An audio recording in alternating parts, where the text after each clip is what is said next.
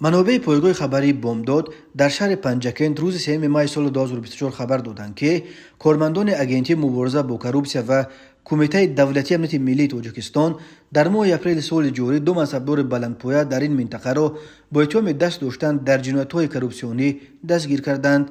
یک منبع آگاه از جریان قضیه در صحبت با بامداد گفت رئیس کمیته زمین شهر پنجکند غالب مرادزاده و رئیس اداره بهداشت زمین و آبیاری حوزه دریای زرافشان قربان عثمانوف هر دو در حال حاضر در سزا یا بازداشتگاه شهر استرافشان نگاه داشته می شوند.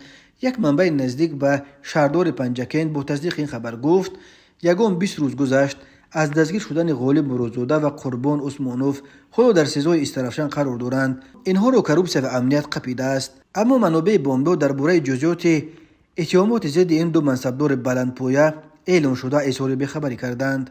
قربان عثمانوف از سالهای 90 تقریبا 30 سال باز رهبری شبکه‌های آبیاری حوزه دریای زرافشان را در دست داشت و از شخصان خیلی ثروتمند و پرنفوذ در پنجکند به شمار می‌رفت.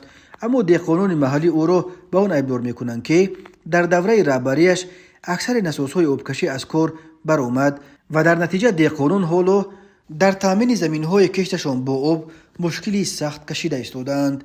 این چنین مربوط به شبکه آبیاری در پنجکند در اختیار خود زمین‌های زیادی هم داشت که در سالهای اخیر قریب همش غیر قانونی فروخته شدند.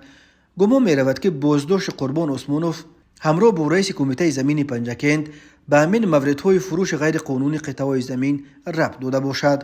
جدا کردن قطعه‌های زمین که به جماعت‌ها و کمیته‌های زمین واگذار کرده شده است در تاجیکستان اهالیش روزافزون به یکی از عرصه‌های اصلا فسادزده تبدیل یافته است و قریبا ما درباره بازداشت چندی منصبدار محلی اساساً کارمندان مسئول جماعت‌ها و کمیته‌های زمین خبرها به دست می‌رسند.